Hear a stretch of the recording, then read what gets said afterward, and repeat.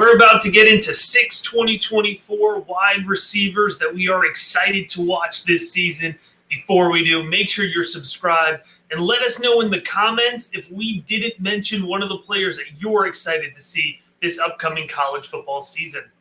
John, the inspiration for this episode, there's a lot of Devy ranking going on now, and I don't want to just read off of our Devy rankings because our patrons already have access to that at patreon.com/rookiebigboard. I wanted to get into the head of our viewers, of our listeners. I'm picturing them clicking around on a Saturday. What I love about college football is there's so much to watch, but that could be overwhelming, right? And so I want to navigate around the college football landscape, give 6 upperclassmen 2024 eligible wide receivers so that when you're clicking around this fall, you're going to have an idea of like, oh, I want to watch this team because I want to watch this player. And we're going to talk through some of these guys that we want to talk about. So, John, I'm going to go ahead and let you start off here with number 1. But why don't you start us off here with your first guy out of the University of South Carolina, flying a little bit under the radar, but certainly not for you, John. It's Juice Wells, Antwane Wells out of the University of South Carolina. Juice Wells has popped up on my radar. Last year he started, Matt. He was coming from James Madison. He was moving to the SEC. Lots of questions when you move up in a level of competition. I've been watching for over 2 years now when he was at JMU, and now it's South Carolina. First thing you notice when you put him in the model, Matt, 6'1", 210. And when you watch the film, Matt, he's a physical receiver. He's not afraid to go in the middle of the field and hurt people. What I like about him, 68 career receptions at the FCS level. He was at the lower level before. He has a very interesting journey. And he averaged 13.6 yards a reception his first year in the SEC last year. I like Juice Wells a ton. Matt, if he goes out and has a 1,200-yard season in the SEC, he's going to be in that day 2 discussion. And he's got Spencer Rattler this year. He can throw him the football. Watch the game against Tennessee. Antwane Wells, that's his highlights. Go watch that game against Tennessee. Antwane Wells was incredible. Yeah, so let's stick in the SEC here, John. Let's go out west, and let's talk about a guy that I think can be a first-round pick, and that's Malik Nabers. I'm a big fan of Malik Nabers. Coming in at 6'1", 188, really popped out on my summer scouting evaluation. I think he's got all the tools, dude. He could be a really dangerous Z wide receiver in an NFL offense. He's athletic, he's fluid, he's explosive. He works through his routes really well, and my man can cut a mean slant. John, I love when my wide receivers can cut a slant. You know that. Sticky hands, I think he does it all. Malik Nabers was everything in that LSU offense that we wanted Kayshon Boutte to be last year. And guess what? Now that offense is year 2 with Brian Kelly, year 2 with Jaden Daniels. The chemistry is there between those two guys. Nabers is in for a big season, man, and I think he's going to ascend to be a first-round NFL draft talent. John, let's stay in the Southeast, but let's get out of the SEC, man. Let's dig a little bit deeper. Somebody's certainly on the radar of college fantasy football players, but from the Devy aspect too, we got to know about Malachi Corley out of Western Kentucky. You have to be very careful with your G5 wide receivers, Matt.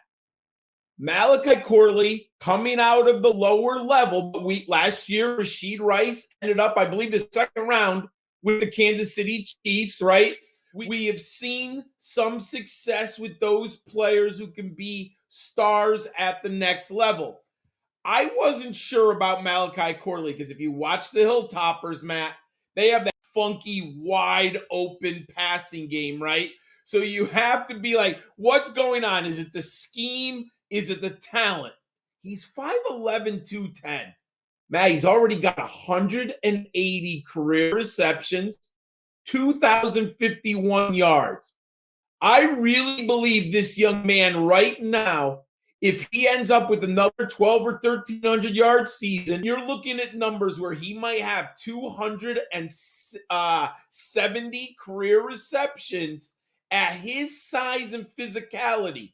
Senior Bowl is going to mean everything.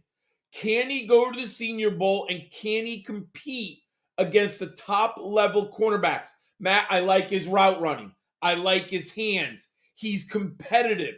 He gets separation, but Matt, it's against the G5 cornerbacks.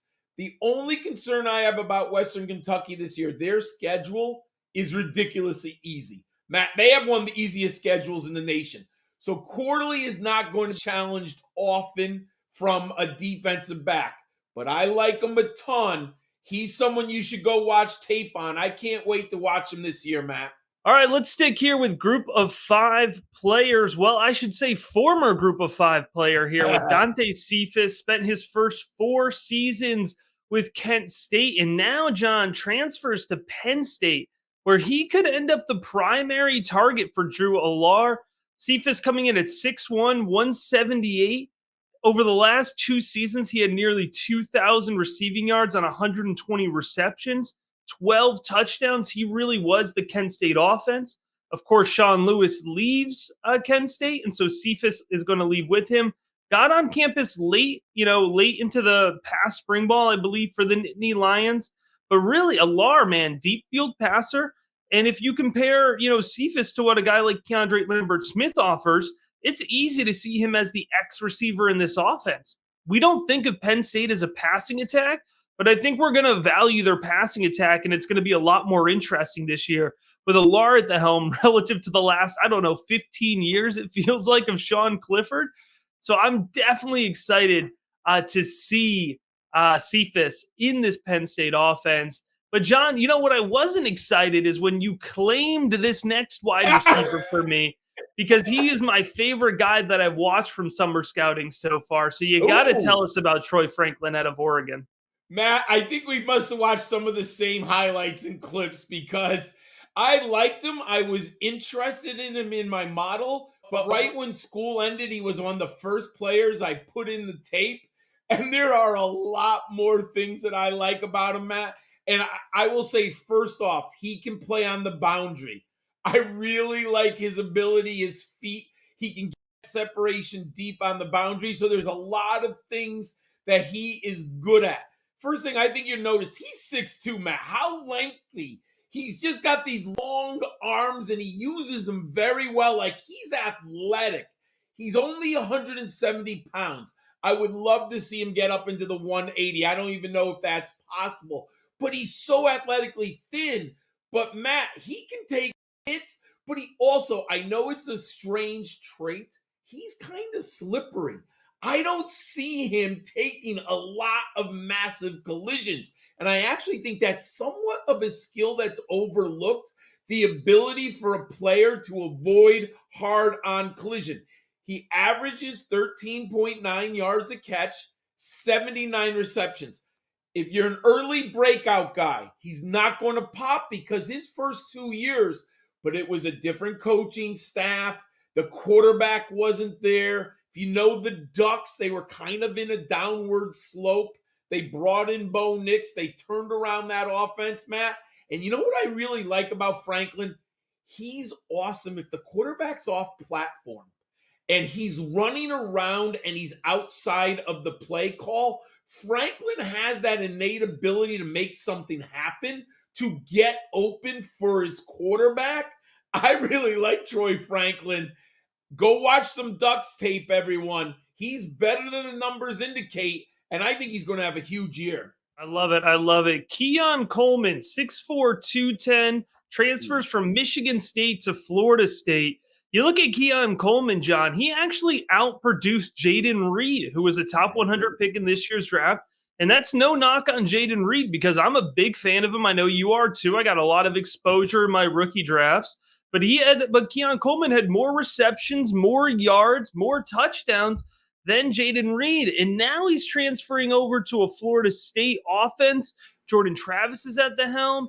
And folks, Florida State's going to be playing a lot of primetime this year. They're that hype sleeper CFP team. I don't know if that's going to work out, but it's certainly going to get them a lot of exposure. And Keon Coleman is a big piece of this offense because they've been missing that true difference-making X-type guy. And so I think Keon Coleman can be that, and I'm really excited for him to be that. All right, there you have it. 6 wide receivers that we're paying attention to during the 2023 college football season. Make sure that you are subscribed on YouTube and head on over to patreon.com/rookiebigboard to get in on our full Devy rankings as well as summer scouting previews for the 2024 class.